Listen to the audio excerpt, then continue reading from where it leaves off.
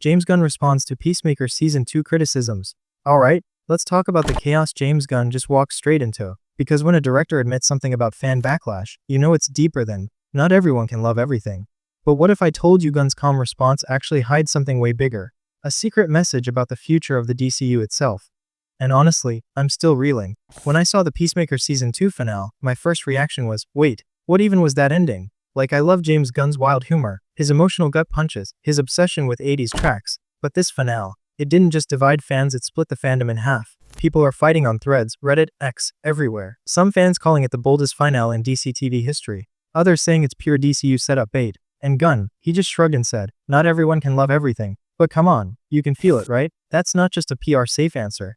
That's James Gunn doing what James Gunn does best. Hiding meaning in plain sight. And that's exactly what we're diving into today, so buckle in. Because the truth about Peacemaker's ending, the fan backlash, and Gunn's mysterious reaction might reveal a forbidden secret about how he's building the new DC universe, right under our noses. Let's be real for a second. Peacemaker Season 2 was supposed to be the victory lap. Season 1 gave us redemption, trauma, a killer soundtrack, and that perfect blend of absurdity and heart. It worked, everyone was obsessed. Then Season 2 shows up, and suddenly it's different. The pacing felt strange. The tone was darker yet somehow more chaotic. And the finale, it didn't feel like an ending, it felt like a bridge the fans noticed. Critics were loving it, 95% on Rotten Tomatoes, but fans, they dropped it down to a 78%. That's not a little dip, that's a fandom revolt. And that's where things get messy. Because while Gunn was out there building Superman, Supergirl and the new DCU roadmap, Peacemaker became the test subject. Fans didn't just watch a finale, they watched Gunn shift gears in real time.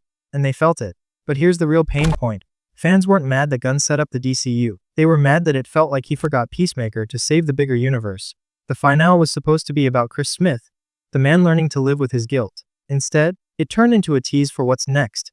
And yet, what if that's the point? Because there's a secret baked into this entire controversy. A secret that makes everything make sense. But before we go there, if you're new here, you know the rule. I only ask once. Hit that subscribe button if you love breaking down hidden meanings, forbidden details, and every secret James Gunn doesn't want you to notice. Because this next part, you'll want to be here for what comes next. So here's the thing nobody's talking about. James Gunn knew Peacemaker Season 2 would divide the fandom. That's not arrogance. It's strategy. Let's break it down. The entire tone shift, the montage overload, the finale that feels like an open wound. They weren't mistakes. They were calculated, on purpose. Why? Because Gunn was testing emotional endurance. He wanted to see if fans were ready to move from the old DC to the emotional chaos of the new one. Remember how Peacemaker Season 1 ended? A man facing the ghosts of his father, sitting in silence with his own guilt. Season 2 mirrors that but stretches it. It tests us. And when Gunn said, not everyone can love everything, what he really meant was, this is the new DC tone. Not everyone's ready for it. That's the forbidden truth. Peacemaker wasn't just a show, it was the emotional blueprint for the DCU's next phase. Think about it, Superman's film, which Gunn wrote, directly ties into this universe. Cena's Peacemaker isn't gone.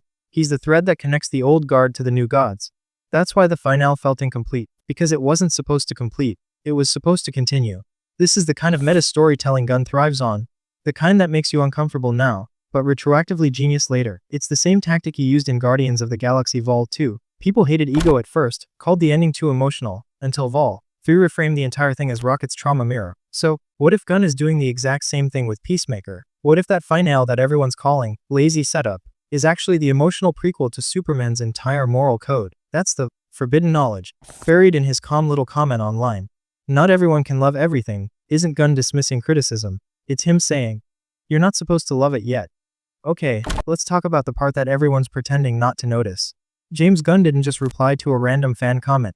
He chose that moment, that question, and that platform. Threads, not X, not Instagram. Why? Because Threads is where he controls the tone of the conversation. That's not coincidence. That's communication control. When he said, it's completely fair if people didn't love it, that wasn't a humble apology. That was a calculated reset button. He's reshaping fan expectations before Superman hits. It's the same thing Marvel used to do before major shifts. Soften the backlash early, make the audience feel included in the creative process. But Gunn, he's doing it alone. He's the writer, the showrunner, the director, and the DCU architect, meaning every word he posts is a deliberate narrative chess move. And yet I get it. I remember watching that finale thinking, wait, did I just watch a Peacemaker episode or a DCU press conference? The montage, the cameos, the cryptic closing shot of Chris looking at the TV screen showing Superman's logo. At first, I rolled my eyes. Now, I can't stop thinking about it. Because what if Gunn isn't just reacting to criticism? What if he's absorbing it? What if fan backlash is actually part of the creative process now? It's wild, but think about it. Every reaction, Every meltdown, every Reddit thread dissecting Peacemaker's tone, is literally data for Gunn's next script. He's not fighting the backlash. He's feeding off it, and that's kind of genius. Let's connect the dots.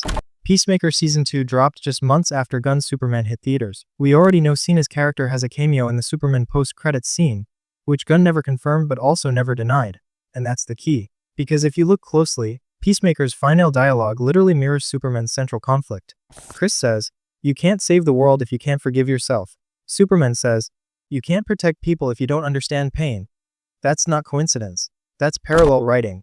Gunn's been building emotional DNA between his projects without people noticing. And remember the montage everyone hated? It's filled with images of war politics and moral chaos, exactly what Man of Tomorrow opens with. Meaning Peacemaker's ending isn't an ending, it's the thematic doorway to Superman's moral test. The secret. Gunn's writing one giant cinematic organism. Peacemaker isn't a sideshow, it's the emotional prototype of the entire DC universe. And when he told fans, "Not everyone can love everything," that was the quiet admission. He's not making TV to please people anymore. He's making it to train them. That's the forbidden knowledge behind Peacemaker's backlash. Gunn is conditioning fans to handle the emotional whiplash of the new DCU. Because let's face it, if people are angry about Peacemaker, how will they handle when Superman questions his own purpose? Or when Supergirl confronts her past trauma in a tone that's even darker? It's like he's saying, if you can't handle Peacemaker's chaos, you're not ready for what's next. So now I've got to ask you, do you think Gunn is right to push fans like this? Is it bold art or controlled chaos?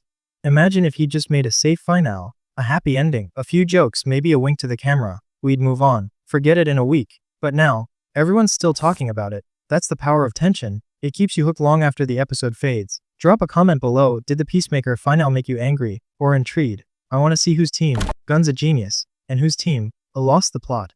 And hey, if you saw our last video where we broke down the Peacemaker Superman crossover clues, this is your full circle moment, because now everything we predicted is happening. Look, I'll admit it, when I first watched that finale I was furious. Like, full rant mode. I may or may not have yelled, "James Gunn, explain yourself." But then I rewatched it, and that's when it hit me. I wasn't mad at the writing. I was mad at how it made me feel. That's the uncomfortable truth. We don't hate stories that disappoint us. We hate stories that challenge us. And Peacemaker Season 2 does exactly that. It makes you question loyalty, morality, and whether redemption can survive in a universe that thrives on chaos. That's not bad writing. That's emotional warfare. Here's something else fans missed. James Gunn never confirmed the end of Peacemaker the character. He said there are no plans for Season 3. But in Gunn speak, no plans means hidden plans. Because Peacemaker's cameo in Superman wasn't just fan service, it's narrative anchoring. He's the moral contradiction of the DCU, the man who kills for peace existing alongside the man who saves for hope. You think Gunn's done with that metaphor? Not a chance. The whispers say Cena's next appearance could be in Supergirl Woman of Tomorrow. And if that happens, Peacemaker might become the emotional glue holding the DC universe together. That's the twist nobody's ready for. And honestly, if you've watched Breakdown Epic before, you know this isn't the first time Gunn's chaos theory has blown up the fandom. Remember when I said back in our Guardians 3 breakdown that Gunn doesn't write finales? He writes detonations. Yeah, I'm starting to think he enjoys the explosions more than the applause. Like, somewhere in his office, Gunn's probably sipping coffee reading Reddit comments like, "Ah, yes, they've begun to suffer." Classic Gunn move. But that's why we love him, right? He makes us feel frustrated, confused, emotional, but alive. And that's what Peacemaker Season 2 is all about. It's chaos with purpose.